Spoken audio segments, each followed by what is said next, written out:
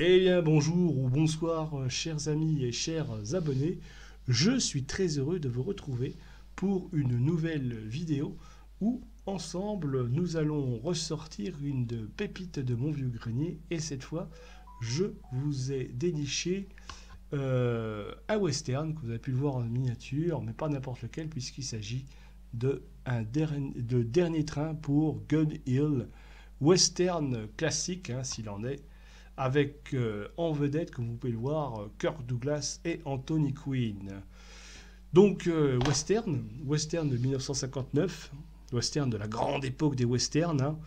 Le dernier train pour Gun Hill, réalisé par John Sturges, qui est un cadre du cinéma classique hollywoodien, puisqu'on lui doit entre autres d'autres films assez prestigieux, hein, dont le fameux Règlement de compte à Hockey Corral en 1957, mais aussi c'est lui qui est derrière Les Sept Mercenaires en 1960, La Grande Évasion aussi, un film de guerre aussi, 1963, pardon, ou un autre western en 1972 avec Clint Eastwood qui est Joe Kidd, qui est pas mal aussi, hein, comme je vous dire, mais aussi film de guerre, à nouveau, L'Aigle s'est envolé en 1974, etc., etc. Grand réalisateur qui est décédé en 1992 et qui a marqué de son empreinte le cinéma hollywoodien, que ce soit dans le western ou que ce soit dans le film de guerre. Au casting de ce film, nous avons Kirk Douglas dans le rôle du Marshal Matt Morgan. Nous avons Anthony Quinn, bien sûr, dans le rôle du cowboy, on peut pas dire méchant, mais de l'autre face, on va dire, de Craig Belden. Et Karen James aussi, dans le rôle de Linda. On a Earl Holliman, euh, Brad Dexter, etc., etc. Pour un western qui parle de quoi? Eh bien, je vais vous donner un petit peu le pitch.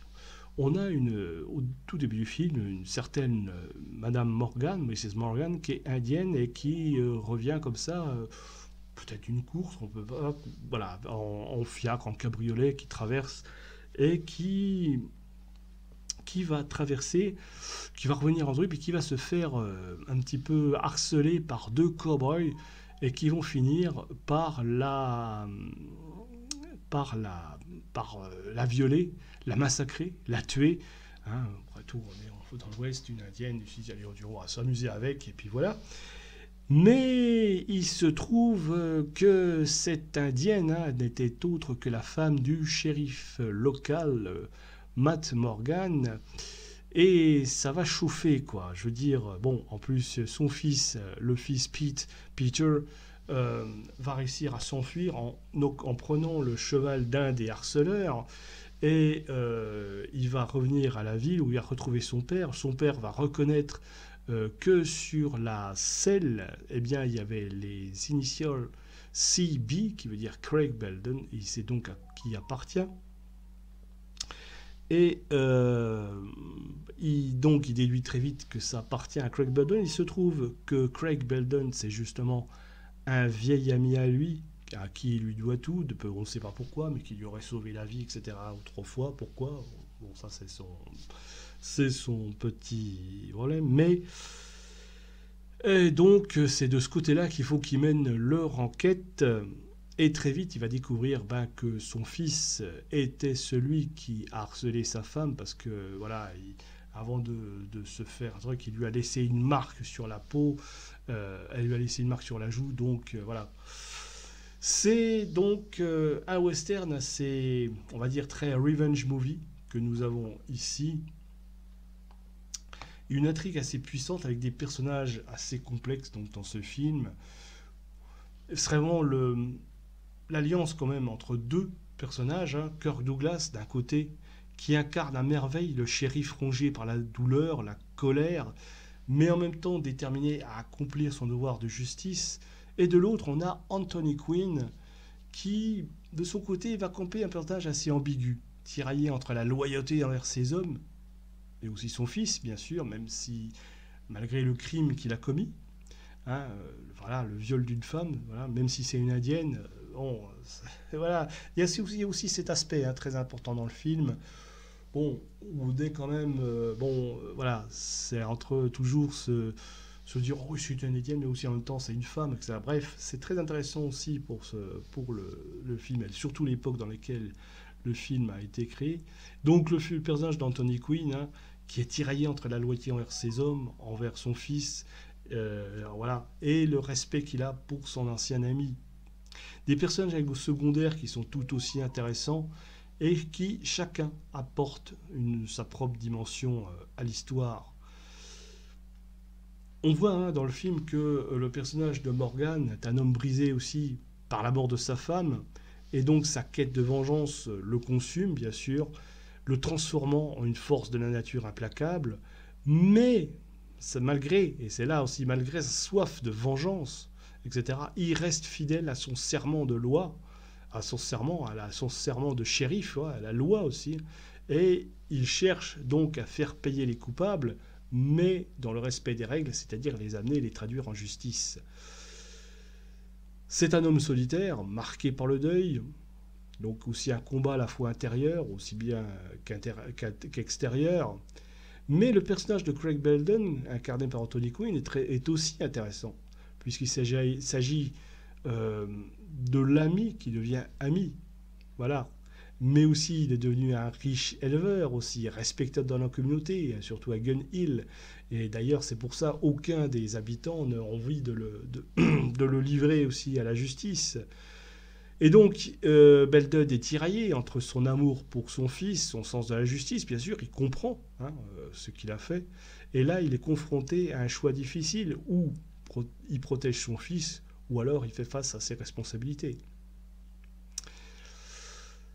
Mais le fils aussi, incarné par Earl Holliman, qui est un peu le fils rebelle, assez impulsif, assez violent, on le voit au début. Pourquoi, voilà, il s'en prend à cette femme parce qu'il avait envie il se croit tout permis parce que c'est le fils à papa, et qui donc d'ailleurs ne respecte ni son père ni même la loi. Pour lui, voilà, c'est un peu, voilà, il est un peu le produit de l'éducation qu'il a reçue, hein, avec un père qui est un homme dur et qui lui a inculqué des valeurs de force, de domination. D'ailleurs, on voit, hein, dans le bureau de Craig Belden, il y a beaucoup, il y a des rangées d'armes, tout ça, il y a des trophées de bisons, de cerfs. On voit que le mec, il a toujours baigné dans cette atmosphère de force. Et donc Rick est un personnage tragique condamné à répéter les erreurs de son père, mais aussi, parlons du personnage incarné par Caroline Jones dans ce film, qui est la maîtresse de Belden, femme forte, indépendante, qui tente de survivre dans un monde dominé par les hommes. Et puis, bon, on ne le verra pas beaucoup, mais le fils Peter Morgan, le fils de Mad Morgan, qui est l'enfant traumatisé par la mort de sa mère. Et c'est normal, il vient de la voir mourir sous ses yeux. Alors, attention, hein, la mort de Mrs. Morgan, l'indienne, n'est pas, évidemment, Code Hayes oblige, tout est suggéré hors plan, hors cadre, hein, on va dire, hein. Donc, voilà, c'est assez violent, on l'entend, mais voilà, on va pas montrer ça dans... Donc, voilà. Euh, voilà, j'avais envie de vous parler un petit peu, de présenter les personnages dès le départ, parce que justement tout tourne autour de ces personnages. C'est un western classique, mais justement avec une profondeur inattendue. C'est, voilà, film qui est assez magnifique, hein. On voit quand même les paysages arides de l'Ouest américain, surtout au début, qui sont très bien mis en valeur. Les scènes d'action aussi, qui sont bien menées. Mais, comme je vous l'ai dit, ce qui marque le plus, c'est la tension psychologique qui règne entre les personnages. Et c'est pour ça que j'avais envie de vous introduire ce film en vous parlant, bien de l'intrigue du film. Et tout tourne autour comme ça des relations entre les personnages, entre d'un côté, je vous dis, le shérif qui a vu comme ça, qui a un désir de justice après ce que sa femme a subi, le père qui, voilà, en face, on a un homme qui est entre tiraillé entre l'amour qu'il porte à son fils, au fils qui lui a pas donné quand même une éducation bien marquée, mais voilà, et puis en même temps, il a envie de le protéger, même malgré le crime qu'il a fait. bon, un fils qui est assez rebelle, qui a toujours vécu, qui a baigné dans son truc, voilà, qui s'est cru toujours tout permis et qui retrouve, ben, ma foi, la justice qui lui colle dessus. Bref, c'est un western qui se démarque à la fois, donc on peut dire par une réflexion sur la vengeance, en explorant comme ça les limites de la vengeance, les conséquences qu'elle peut avoir sur ceux qui la cherchent, mais aussi la question de l'honneur qui est mise en avant. Hein, personnages comme ça confrontés à des choix difficiles, et tous qui mettent à l'épreuve leur sens de l'honneur. Et puis, bien sûr, la complexité des relations humaines avec des liens d'amitié, de loyauté, de trahison qui sont au cœur de l'intrigue. Et c'est un western qui est très intéressant à voir quand même par la profondeur psychologique des personnages. Loin, on est quand même loin de tous les archétypes manichéens qu'on peut retrouver dans les westerns. Là, ici, les protagonistes sont des individus complexes, qui sont tiraillés par leurs émotions, leurs contradictions. Tout ça contribue à enrichir eh bien, une dimension humaine au genre. Le thème, hein, le film aborde aussi des thèmes beaucoup plus sombres, bien sûr. Je vous ai parlé de la vengeance, mais aussi la douleur, le deuil, etc., etc. Ce qui fait que ce western va s'éloigner souvent de récits beaucoup plus légers qu'on peut retrouver dans la plupart des westerns, plus aventurés aussi, et qui étaient fréquents à l'époque, et même qui étaient fréquents, j'ai envie de dire, dans les films de John Sturges. Là, on a vraiment un film qui est assez profond de ce point de vue-là. Un film qui pose une réflexion sur la violence, bien sûr. Notamment, voilà, il ne glorifie pas l'action, bien au contraire, mais plutôt, il va nous montrer les ravages qu'elle peut causer sur les individus et la société.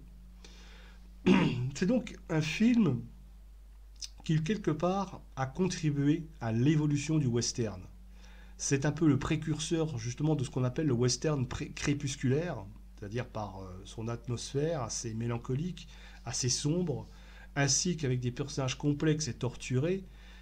Et il est comme ça un petit peu le précurseur du western crépusculaire, tel qu'il va se développer dans les années 1960. C'est un film qui aussi remet en question la notion de justice expéditive, souvent présentée dans les westerns classiques. Il montre que la justice peut être complexe et que la vengeance n'est pas toujours la solution. En conclusion, je dirais que Le Dernier Train de Gun Hill a marqué une évolution dans le genre western en proposant une vision plus nuancée, plus complexe de l'Ouest américain. Il a contribué à enrichir le genre en explorant des thèmes plus sombres, en créant des personnages plus réalistes aussi. C'est pour ça que c'est très intéressant à retrouver ce film. Les points forts, si on devait en garder quelques-uns, simplement l'interprétation, hein, l'interprétation entre Kirk Douglas et Anthony Quinn qui est exceptionnelle. Un grand face-à-face, deux grands acteurs, voilà, chacun dans leur rôle, chacun dans leur conviction, et qui incarnent très bien cette ambivalence de leur personnage. Une histoire solide, très émouvante d'ailleurs, une réflexion profonde, ben, je vous dis, sur des thèmes universels, et puis bien sûr la mise en scène qui est assez efficace. Par contre, certains pourront trouver le rythme un peu lent par moment, voilà, on comprend très bien, et peut-être la fin aussi, bon, bah, qui est assez prévisible, encore que, on se dit, est-ce que finalement il va aller jusqu'au bout de la justice? Est-ce que c'est la justice qui va l'emporter? Est-ce que c'est la morale qui triomphe? Enfin bon, voilà, à vous de vous faire une idée sur la fin. Bref, Le Dernier Train de Gun Hill est vraiment un western incontournable qui offre bien plus qu'une simple histoire de vengeance au final. C'est un film qui interroge sur la nature humaine et qui reste d'une grande actualité. Alors, si vous êtes amateur de western, simplement de bons films, eh bien, je vous recommande vivement de découvrir ou de le redécouvrir. Comme je vous dis, alors, ce film se trouve en DVD. Je crois qu'il est aussi en abonnement, je crois, sur Amazon Prime, enfin, etc., etc. Si vous voulez y jeter un œil, c'est l'un des derniers grands westerns classiques hollywoodiens, avant d'aborder le genre crépusculaire, réalisé quand même. Si vous vous intéressez à la filmographie de John Sturges, c'est vraiment un grand classique à découvrir ou à redécouvrir. Voilà ce que j'avais envie de vous parler et peut-être de vous amener à revoir ce film, ce western, qui est très intéressant au niveau des personnages et surtout des thèmes qu'il développe,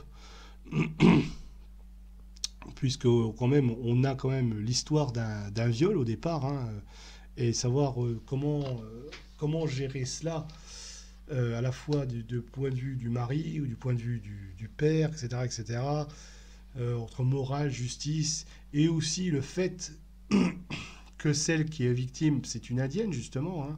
D'ailleurs, aussi, ce rapport, cette question-là qui est posée dans le film, voilà, certains disent, ouais, mais c'est une indienne, on s'en fout, d'autres, bon, voilà, c'est quand même, pour la première fois, on a une réflexion aussi sur des questions ethniques qui sont au cœur du film. Bref, dernier train de Gun Hill, et puis aussi pour la reconstitution de la ville, pour la mise en scène qui est vraiment très très très bien. Un western solide à revoir. Dites-moi en commentaire ce que vous pensez de ce film, si vous l'avez vu, si vous avez l'occasion de le voir. On en discute, on en débat. Et puis moi je vous dis au revoir et à bientôt pour une nouvelle vidéo.